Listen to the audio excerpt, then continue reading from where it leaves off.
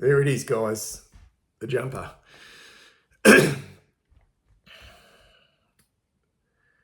Bear with me on this beautiful Sunday morning. Bear with me, because I will go on a bit of a Bucky ramble, which I often do, and I've written nothing down here. I haven't got anything planned. I didn't feel like I needed to really plan anything for this review of the game, because there's a lot of things that are really clear for me about this win for us, and what an important win. They're all important. Every win will be important. And I'll repeat, we're going to lose games, and we're going to face losing games. When that will come, we're not quite sure. But so far, we are 4-0, and somewhat setting our season up with a lot of football left to be played. Okay, we're putting in a solid foundation, But I want to make a few things clear about this game and our performance. And I think I'm a pretty fair and reasonable Carlton supporter, although, when you've got a YouTube channel and you do this sort of stuff, there would be a perception, if you're new to this channel, that, fuck, who's this Nuffy? Middle-aged Nuffy, which is okay. But I think I'm pretty reasonable, and I do acknowledge the good work of the opposition, and I like Freo. I actually like them. I've always liked them, and I like their coach as well, and I like what they do. And I see the good in the opposition teams. I'm not one to, get too caught up in the banter and all that type of stuff. It's just for me, it's wasted energy. But from this game, and the narrative about this game, it was a shit game of football, and there was a bit of whinging and whining about this game, and I got to admit, obviously it's our team, so I'm watching it very, very closely and very, very emotionally invested in the game. But I just thought it was a wonderful contest, and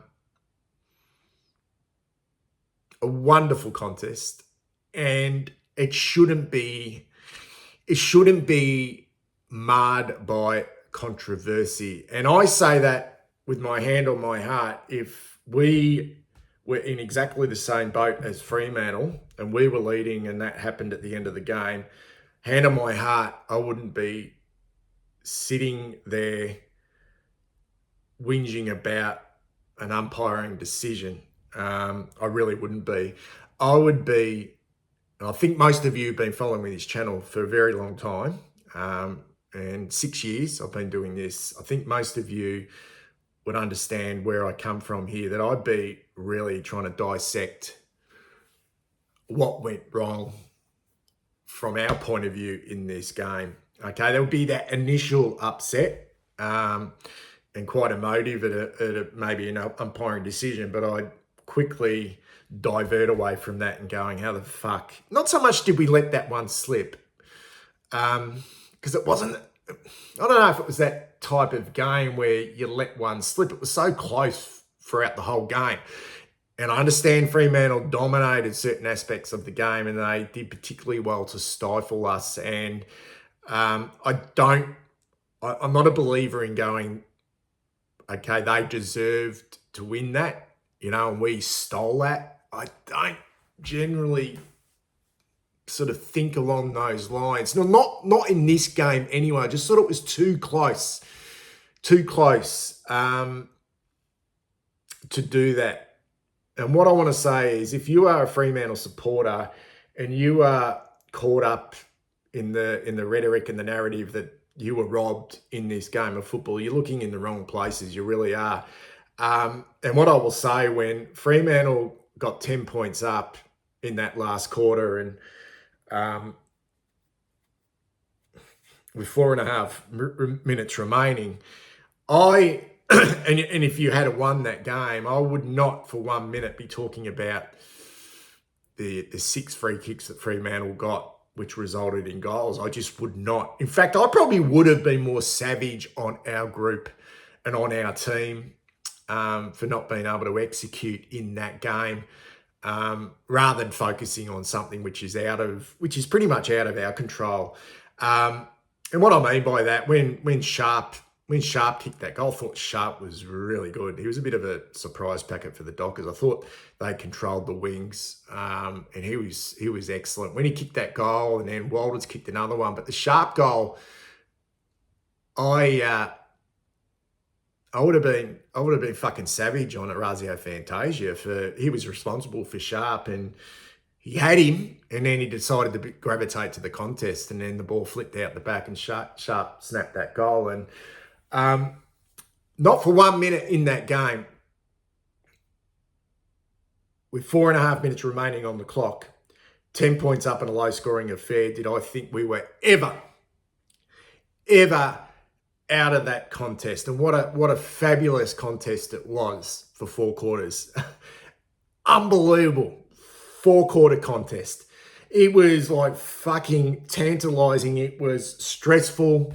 It was at times painful, but that is modern day football.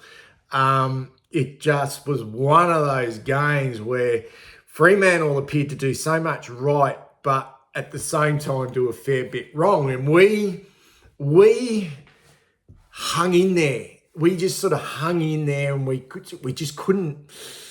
We kicked poorly at times. We fumbled, but we just had, like good teams do, we had our moments. We just did. And if I'm a Fremantle supporter watching that, I go, fuck, here they go again. They've just had their moment again. And this is what good teams are. They have their moments. But if we focus on that last 4.5 minutes, fuck, I'd be savage if I was a Fremantle supporter. I would be fucking ropeable with my football team that they weren't able to do what they'd done so well throughout the whole game. But full credit once again to us. And I will say this, guys.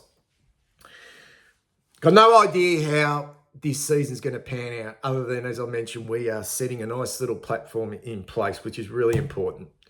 We need this because we will lose games. We will lose games. I will say this, though. This is no luck anymore. There's elements of luck in winning like that. But this is happening far too often to be luck. And there's the physical component of this game of football. Like, there's this physical component. And what I mean by that is the Dockers came in with a plan. Obviously a mental, be able to execute that plan. Yeah, execute that plan. They did it so well for such a big part of that game. But there's the mental application to execute that plan, which they've done beautifully, without really blowing us away on the scoreboard. And that's what the game's about, really scoreboard impact to make it really difficult in a low-scoring affair. But when they got 10 points up with 4.5 minutes remaining, I've got no doubt that they panicked. They panicked. And maybe that will come with more experience for them. And I'm sure it will, just like it has for us throughout the journey. And this happened to us, against the Pies, which stopped us from playing finals football in 2022. But we are putting the seed of doubt in the minds of opposition teams. Maybe not the top echelon of team. I don't know if Fremantle's a top echelon of team just yet, but we are putting in the seed of doubt into so many teams. And so when it gets to that point in the game, and we've been there, we know. When it gets to that fucking point in the game with 4.5 minutes remaining and they're 10 points up, Fremantle are 10 points up, suddenly something happens, okay, from individually, okay, it's, oh shit, okay, this is a Carlton team that will come. This is a Carlton team that will come, or there could be the mental aspect of we've got this, and they start to take their eye suddenly off the ball, whereas we are that team that have total belief that we can still get the job done, and we were just fantastic, and I mean fantastic, in that final moments of that game to get the job done. And really, it's about fucking winning a game of football, guys. It's about winning a game of football. I don't care if we win it in 3 minutes or 16 minutes. I know they led for, 90% of the game the Dockers led for. It doesn't matter. It's not a moral victory here. Sure, the Dockers will go away and go, okay, we did so much right, okay, and they'll get to work. But there's no doubt we will get to work on our deficiencies as well. That's the way the game works. And I've got no doubt Fremantle panicked because of us. Because we've just done it before. We know how to win these close games. And they shit the bed. They shit the bed because of us. And something, guys, was always going to happen in the frantic moments of that last quarter when that ball was all inside forward 50. Something was going to happen. And what happened was, when the ball was in close and they were trying to keep it in close and they couldn't execute, they couldn't keep it in, and we were desperate to flick that ball out, guess what happened? One of the defenders was playing behind. And that was always going to be a scrap kick forward with so many numbers in our front half. I commented to my son. In fact, we both looked at each other and go, fuck, look how many players are in our forward 50. And I said, that ball's going to be flicked out. That's going to be flicked out. It's going to be a scrap kick. You got to play in front. You got to play in front. And the ball came out, bang. I didn't give a fuck if it was touched. I really don't care. I don't care. The umpire obviously didn't hear it. So, in front first to move. In front first to move. And Matthew Cottrell was in front. And in the end, took a relatively easy chest mark, 30 metres out. And if there's any player in a football team, in a football club that you want the ball in the hands of in a clutch moment, okay, it is Matthew Cottrell. Nothing phases him. Nothing phases him in those situations. So I'm not quite sure who the defender was, okay, to think to play, okay, back shoulder at that stage was a good idea. Okay, because the ball was always going to be rushed out in a congested situation, and we thoroughly deserve, guys, to win that game of football. And fucking what a win it was, yeah? What a fucking win it was. All right, and if you listen to Justin Longmuir's press conference, he deep down, he was extremely proud. Okay, obviously extremely proud of the plan they put in place and his ability of his team to execute that plan for 90% or 95% of that game. But the game is won, okay, in 120 minutes of football, okay, not in 95% of game time, man. We fucking did so much right, and we're putting the seed of doubt in every team that we play, okay, which is wonderful. But there's still question marks. There's still a lot of question marks on this group of ours. Yeah, I mean, you look at that. I mean, you look at the clearances and you look at what has happened in the middle of the ground, and someone asked me, what would you do about it? Well, I got no fucking answers. I've got no answers. I am hoping that once we're able to Sam Walsh comes back into this team, that he gives us that extra layer of midfielder. But whether he cleans up the clearance side of the game, I'm not quite sure. But he's a vital player for us. He's such a vital player for us. So he's definitely going to help, but something is going to miss in the middle of the ground. And some people say, well, let's get Mark Pitt in there because he gives us hit-outs to advantage, etc., etc. But if that's the case, then we miss out on what Tom De Koning is actually doing for us in the middle of the ground as well. And I didn't necessarily think it was it was a big win for Fremantle in regards to Luke Jackson. In fact, I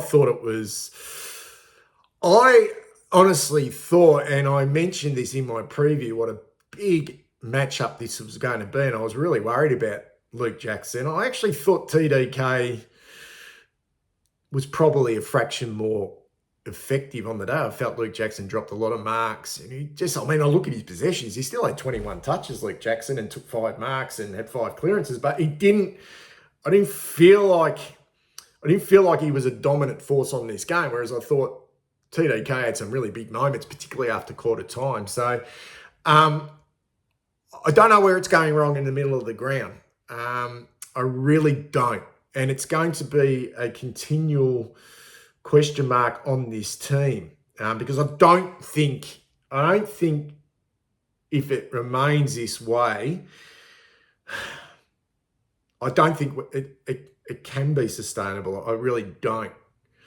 But maybe that's underselling how well we're doing with other aspects of the game. But it felt like a domination, didn't it? It really did feel like a domination in clearances in favour of Fremantle. And if that was, say, example, how Port Adelaide dominated out of the middle against Essendon the other night, and I don't think Essendon's got a defence like ours, but if that was Port Adelaide doing that to us with the likes of Rosie and Butters and the other blokes they got rolling through there, who's the other one they had there the other night, Port Adelaide, who had a fucking night out, Jason Horne-Francis, then you would think that, yeah, they would be able to put a lot more scoreboard pressure on than what Fremantle were able to do.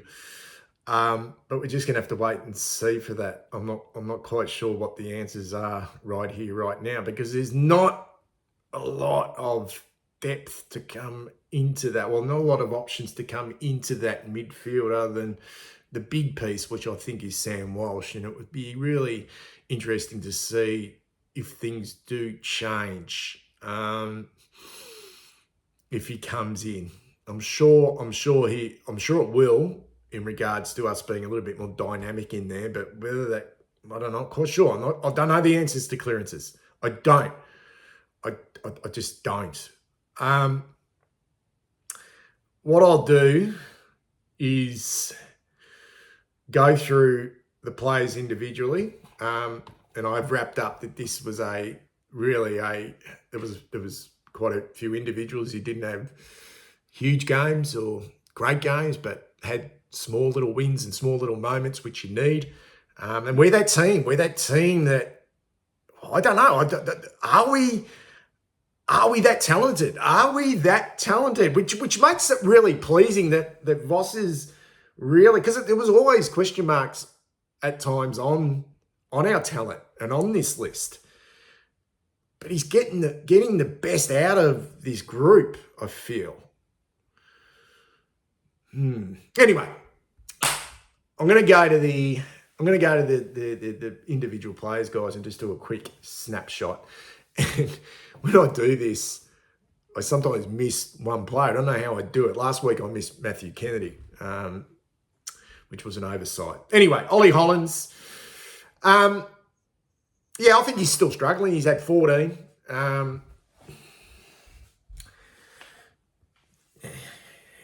Yeah, I'm just not seeing it at the moment with Ollie. I'm just not seeing it, but I'm obviously willing to continue to give him time. But yeah, I felt like we got beaten on the wings, and I don't feel like he's giving us enough. And it's a difficult position to play because you're not always in the game. But I don't even feel like he's really effective with his disposals either. And if he's not winning a lot of it, and he's only winning a small amount of possessions, is he actually hurting with his disposals or even his running ability? I'm not seeing a lot of run from Ollie Hollands offensively at the moment. Only 89 metres gained, which is probably not big numbers for a winger. And someone of his abilities, well, he's only a second-year player, so it's a big ask. He started the season relatively slowly. Chera, nice goal early. He's had one clearance. I'm not seeing it either. I'm seeing it as just serviceable. I feel like with Adam Chera that we've invested a fair bit in him.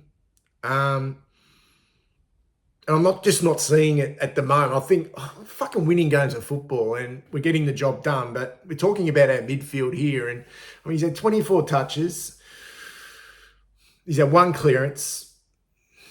He's kicked a goal. But I think he can do more. It's simple as that. Zach Williams had a huge moment late in the game, which resulted in an unbelievable mark to Charlie Curnow. Took the game on, was brave enough to take the game on and had leg speed, and that's exactly what we need from Zach Williams. Still working into form after a long layoff. 2 goals from Matthew Kennedy. You can't ask much more than that, really. I mean, the last one, was gifted.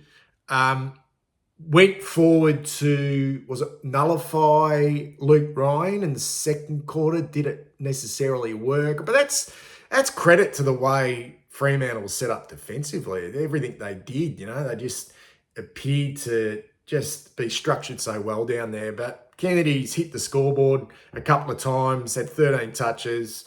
But he's another one that, he's just playing a sort of smallish role. Fogarty, relatively quiet. Pressure, not too bad. Cripper, big moments. Big moments in this game once again, but only 20 touches. Just the 3 clearances. So we're talking about clearances being a bit of a concern at the moment. Well, there's probably your number one clearance player. It's probably not big numbers from Cripper in terms of clearances and contested possessions. Harry had a quiet one. He probably should have kicked 1 or 2, but it just wasn't. It wasn't his day, and I didn't think he necessarily gave us a lot in the ruck either. Although I thought TDK pretty much rucked for the whole day against Luke Jackson. McGovern, I just felt he was slightly off, just with his reaction time.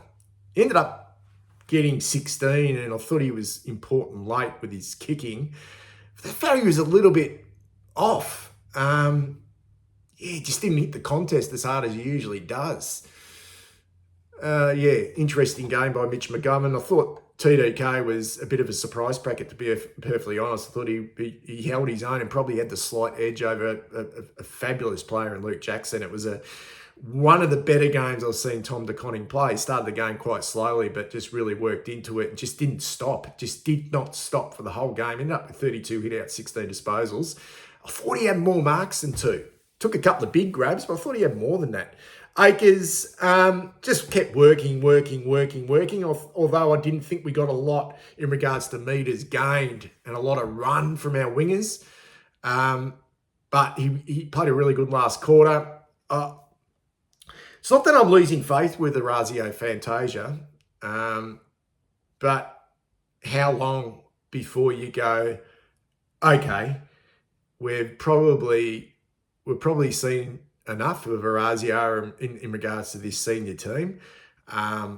When's it time now to send you back to the VFL to get some real form under his belt? Because this is not I don't think this is Orazio Fantasia that we thought we were going to get. And I understand our forwards are a little bit different to the forwards, the dynamic forwards from other teams, the top teams, because they're very hardworking, almost blue collar. But you would think of Razia Fantasia as the icing on the cake, and we're not getting that at the moment. I actually didn't mind the game of Jack Carroll, though I thought his disposal efficiency was somewhat down, but he battled away. But another one, only the one clearance from Carroll. Kemp was just he was just all over the shop, but he's had 21. He's taken 14 marks and just seemed to be marking intercept grabs, which was really impressive. But he just had some fucking brain phase, which he does, and he's become a little bit of a frustrating player because you can see the good. You can see the good in Brody Kemp, but the bad is just holding him back at the moment. But I didn't think he was beaten. But that dragging the ball back in and then pretending he'd hit it out was, that was stupid. That was stupid. I'm not quite sure what he was thinking. Durden, not seeing it with Corey at the moment, just not in great positions. Pressure not bad. He's laid 8 tackles, so the pressure is there, but I don't feel like he gets into the right spots. I don't know, it feels like he's a natural small forward. But the pressure's good. But he's just, I don't know. Elijah was working into the game before he got hurt, which is a bit of a concern. Wiedering was just colossal. Rock of Gibraltar. What a player, eh? What a player. He just nullified all the keys. Although I thought Tracy was probably their most dangerous forward in regards to just his combativeness, but Wiedering took Tabernator to the cleaners. He just fucking smashed him. Newman, made a couple of mistakes, but important late with his kicking. Hewitt, worked okay, but I wouldn't have minded putting the screws on Brayshaw. Sarong didn't do a lot until late, but Hewitt, not too bad. Curnow was huge. Second half, fantastic. That's all you can ask from a bloke who really, that Fremantle defence is probably their strongest suit. And to be able to kick 3 goals, important goals. That one late was just brilliant. Couple of goals in the third quarter, which were really important. I thought Jordan Boyd had some big moments. And I know a lot out there will think I love Jordan Boyd. Well, I think we're seeing some really good things from Jordan Boyd. There was the smother and then the bump in a really important part of the play. There was the feigned handball and then the great kick in that last quarter. I just think he does a lot right. Sard, I thought, was great, except he's got this, because he's so one-sided, he's got this sort of, I don't even know if it's a habit or if the opposition are really good at doing it. He's got this really bad habit of sort of getting caught on his right side. He's never going to kick on his right foot. He's always got a fair bit of time to get onto his left, but by that stage, I don't know, he puts himself under a little bit of pressure. Not quite sure why Matthew always started the game as the sub, but kicked an important goal when he came on. And then I thought that was Matthew Cottrell's best game for the season, guys. I thought he was fabulous, and he's become our clutch player, and it's great to see. I think the opposition certainly underrate his ability to make something happen out of nothing, and he did that in the last quarter. So there's a wrap of what was once again was it a terrific performance? Maybe not, but it was a terrific win, and I'm taking it every day of the week. Speak soon.